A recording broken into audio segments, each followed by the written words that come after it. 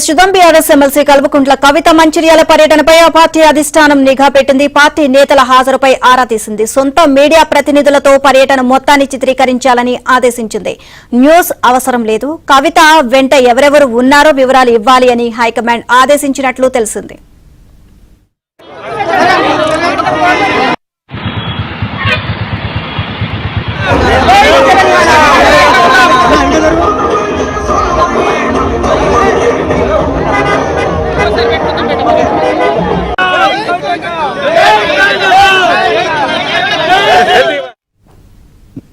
Overall గీత అంశానికి సంబంధించి మరిన్ని అప్డేట్స్ కరెస్పాండెంట్ మాంతయ్య నాడి తెలుసుకుందాం. మాంతయ్య. నీలిమ, బీఆర్ఎస్ నిఘా నీడలో ఈ రోజు కవిత పర్యటన జరిగిందని మనం చెప్పొచ్చు. బీఆర్ఎస్ పార్టీ కవిత పర్యటనపై పూర్తి స్థాయిలో కూడా నిఘా పెట్టింది. పార్టీకి సంబంధించిన నేతలు ఎవరెవరు వెళ్తున్నారు, స్కోల్ బెల్ట్ ఏరియాకి సంబంధించిన నాయకులు కావచ్చు, ఇటు మంచిర్యాల ప్రాంతానికి చెందిన పార్టీ నేతలు కావచ్చు, ఎవరెవరు వెళ్తున్నారు దానిపై కూడా ఉదయం నుంచి కూడా నిఘా కొనసాగింది. ముఖ్యంగా కవితకు సంబంధించి అనుచరులు ఎవరైనా జిల్లాలో ఉన్నారా, ఆ కోణంలోనే టీఆర్ఎస్ ఈ రోజు బీఆర్ఎస్ పార్టీకి సంబంధించిన అధిష్టానం ఆరాధించింది మనం చెప్పవచ్చు. పార్టీకి సంబంధించిన నాయకులతో పాటు మీడియాను కూడా దీనిపైన ఆరాకు పెట్టింది. ముఖ్యంగా కవితకు సంబంధించి టీబీజీకే సింగరేణి ప్రాంతంలో తెలంగాణ ఉగ్గుగాని కార్మిక సంఘానికి గతంలో కవిత గౌరవాధ్యక్షులు వివరించారు.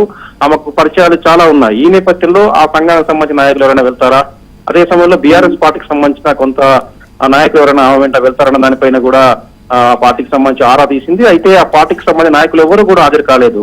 కవిత టీబీజీకేఎస్ అధ్యక్షురాలు హోదాలో ఉన్న కాలంలో ఆమె వెంట తిరిగిన వందలాది మంది కార్మిక నేతలు కావచ్చు, ఇటు బీఆర్ఎస్ నాయకులు కావచ్చు, ఆ ఎవరు కూడా ఈ రోజు కవిత పర్యటన వైపు ముఖం కూడా చూపట్లేదు. ఒక పెద్దపల్లి నియోజకవర్గం సంబంధించి దాసరి ఉష కాసేపు వచ్చి వెళ్లిపోయింది. మిగతా నేతలు ఎవరు కూడా కవిత పర్యటనలో ఈ రోజు లేరు. దీంతో పార్టీకి సంబంధించి ఆ కవిత ఒకవేళ పార్టీ నుంచి బయటికి వెళ్ళినా కూడా ఆమె వెంట ఎవరు వెళ్లారన్న ఒక సంకేతం మాత్రం ఈ రోజు వెలువడింది. అదే సమయంలో చిట్చాట్ సందర్భంగా పార్టీలో జరుగుతున్న పరిణామాలు, తనకు జరుగుతున్న అవమానాలపై కొంత కవిత ఓపెన్ అయ్యారు. ఏదైతే నిన్న మొన్న లేఖల ప్రస్తావించిన అంశాలతో పాటు తను చేసిన వ్యాఖ్యలకు సంబంధించి ఆమె కొంత సమాచారం ఇచ్చారు. పార్టీలో అనేక పరిణామాలు జోడేసుకుంటున్నాయి, తాను అవమానాలకు గురవుతున్నాను, 10 ఏళ్లుగా క్షోభను అనుభవిస్తానని మాట్లాడారు. అదే సమయంలో మీడియా ముందుకు వచ్చిన తర్వాత మాత్రం చాలా జాగ్రత్తగా మాట్లాడారు.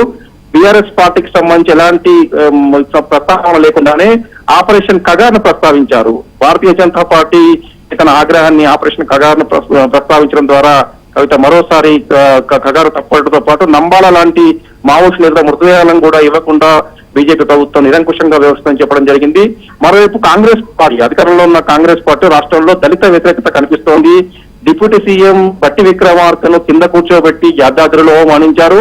అదే సమయంలో మొన్న సరస్వతి పుష్కరాల సందర్భంగా స్థానిక ఎంపీ, కాంగ్రెస్ పార్టీకి సంబంధించిన ఎంపీనే అవమానించారు కాంగ్రెస్ పార్టీ అని చెప్పి ఆమె పేర్కొనడం జరిగింది.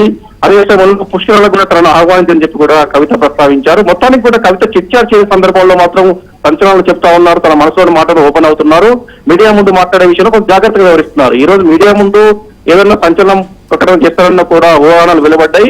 అయితే అవేమి లేకుండానే కవిత ప్రసంగం ముగిసింది. ఆపరేషన్ కగారు, దళిత వ్యతిరేకత, అటు బీజేపీ ఇటు కాంగ్రెస్ పై విమర్శ చేయడం ద్వారా కవిత ఈ రోజు పర్యటన ముగిసింది. మొత్తానికి కూడా కవిత మాత్రం ఒక విధమైన ఆవేదనతో, ఆగ్రహంతో పార్టీ అధిష్టానం మీద ఉన్న విషయం స్పష్టమైంది. నీలిమ. Right, thank you.